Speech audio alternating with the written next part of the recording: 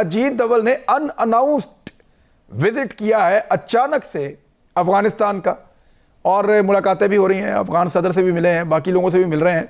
देखिए, पहली बात तो ये कि अजीत डोभाल का जो असर रसूख या भारत का असर रसूख जो कि अफगानिस्तान में, इसमें तो हमेशा कभी कोई शक नहीं रहा। वहाँ पे जाना, अफगानिस्तान का ताल्लुक होना भारत के साथ, ख़ास तौर पे अशरफ गनी साहब की हुकूमत का और उनके NDS का।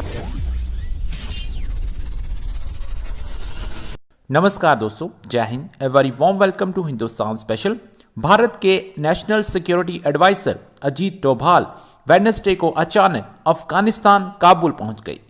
पाकिस्तानी मीडिया अजीत डोभाल के अचानक काबुल पहुंचने पर सहम गया है और उसने तरह तरह के अनुमान लगाने शुरू कर दिए हैं। दरअसल अफगानिस्तान में चल रही शांति वार्ता के अहम मुकाम पर पहुंचने पर अजीत डोभाल का यह दौरा बहुत महत्वपूर्ण है। NSA अजीत डोभाल के नाम से ही पाकिस्तान की सिट्टी बिट्टी गुम हो जाती है।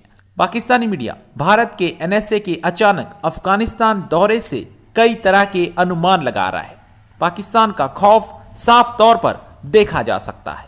पाकिस्तानी मीडिया अपनी ही डफली बजाने में लगा हुआ है। दरअसल अजीत डोभाल का ये कोई निर्धारित दौरा नहीं है, ये दौरा अचानक हो रहा है। आज की वीडियो में इमरान खान और उसके पैनल ने और क्या कहा, तो चलिए दोस्तों आज की वीडियो की तरफ चलते हैं। Thank you very much. Ajit Doval Bharat से ट्रैवल करके सीधा फ्लाई करके पहुंचे हैं अफगानिस्तान, और ये गैर एलानिया उनका दौरा है।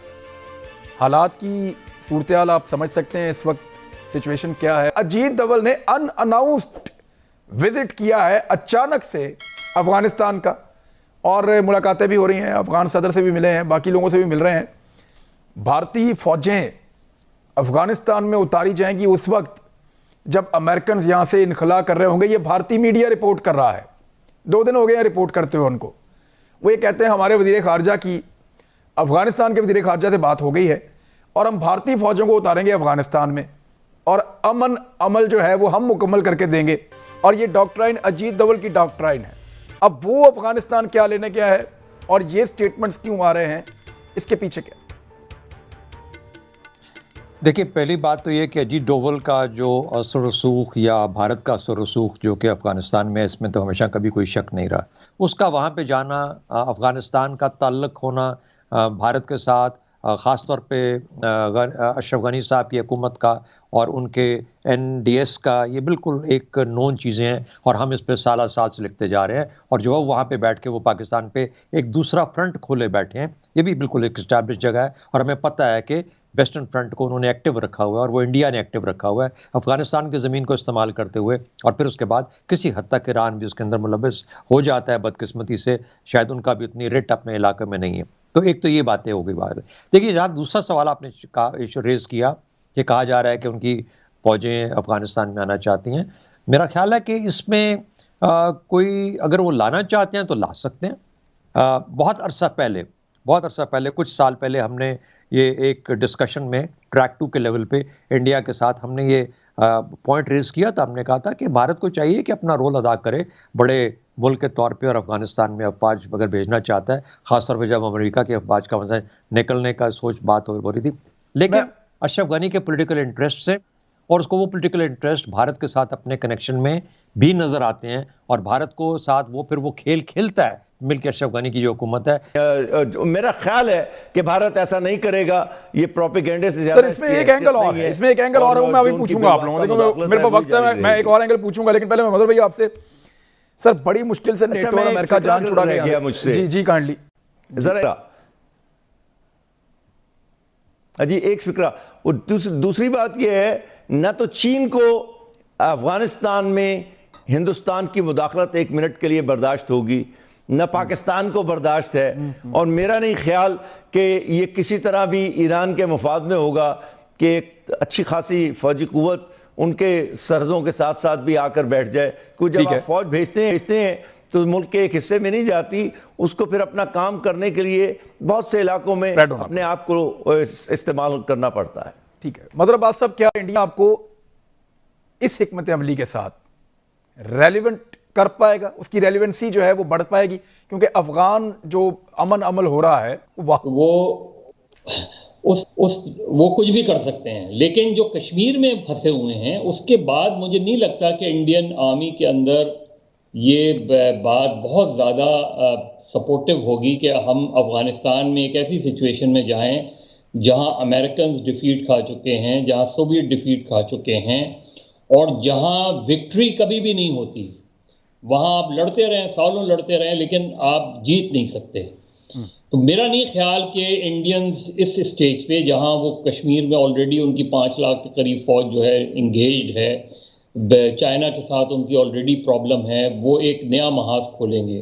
لیکن جس طرح میں نے کہا کہ مودی ٹرمپ پلس ہیں, کرنے کو وہ کچھ بھی کرتے ہیں, لیکن میرے لیے زیادہ کنسرن افغانستان نہیں, میرے لیے زیادہ کنسرن مڈل ایسٹ ہے, اور اس کا تعلق پاکستان سے بہت بنتا ہے, جہاں وہاں جو انگیجمنٹس ہو رہی ہیں وہ پاکستان کے لیے میٹر آف کنسرن ہے. جس طرح 4 ملین پاکستانی ہیں, مور دین 4 4 ملین پاکستانی ہیں, اور جس طرح یو ای میں اسرائیل کی ایکٹیویٹیز بڑی ہیں, جس طرح سعودیز کو انگیج کیا جا رہا ہے, جس طرح ایک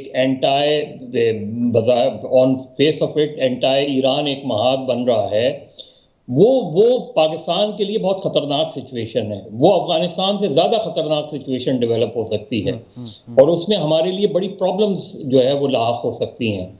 تو یہاں کی جو سچویشن ہے اس میں, جس طرح طارق صاحب کہہ رہے تھے کہ چائنا کبھی بھی اس چیز کو ٹالریٹ نہیں کرے گا کہ جو ہے انڈیا ہے, اور میرا خیال ہے کہ اس میں ان نیسیسری چیزیں, اور کیونکہ نئی امریکن ایڈمنسٹریشن آئی ہے, اس کے سوچنے کا انداز بہت اینٹائی پاکستان نہیں ہے.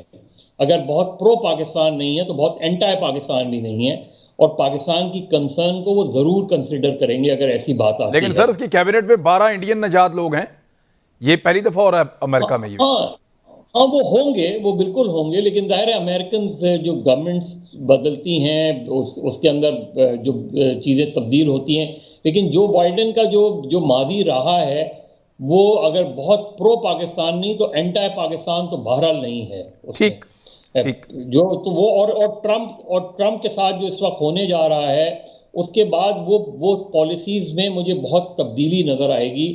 جو انٹرنیشنل ایشوز ہیں کہ معاملات ہیں, جو ویزا بھی پاکستان معاملات ہیں, ظاہر ہے انڈیا کے ساتھ تو ان کے تعلقات خراب کبھی بھی نہیں ہوں گے, وہ ان کی بیسک پالیسی کے ہی خلاف ہے. تو غور سے دیکھنے کی ضرورت ہے کہ جو بائیڈن کی جو انتظامیہ ہے وہ اصل میں اوباما انتظامیہ کا تسلسل ہے. اس میں کوئی اختلاف نہیں ہے یونائٹڈ اسٹیٹس میں, اور جتنے لوگ آ رہے ہیں آپ ان کی نوعیت دیکھ لیں, ان کی اقسام کو دیکھ لیں. اسی طرح یہ بھی یاد رکھنے کی ضرورت ہے کہ یہ اوباما ہی تھا جس کے دور میں پاکستان پر حملہ ہوا تھا. لوگوں نے تو اسے صرف ایبٹ آباد کا نام دیا تھا, وہ پاکستان پر حملہ تھا. اور جس طرح اس وقت پاکستان کے, اور یہ بھی یاد رکھنے کی بات ہے کہ اوباما کے دور میں جتنی زیادہ استحکام ہندوستان اور امریکہ کی اسٹریٹجک ریلیشنز میں, تصویراتی تعلقات میں آیا, وہ اس سے پہلے نہیں تھا. تو لہذا ذرا سی غلطی نہیں ہمیں کرنی چاہیے سوچنے میں کہ جو بائیڈن کے دور میں ہندوستان کے ساتھ تعلقات بڑی تیزی کے ساتھ واپس اس دور کی طرف جا سکتے ہیں جو اوباما کے دور میں یہ تعلقات تھے.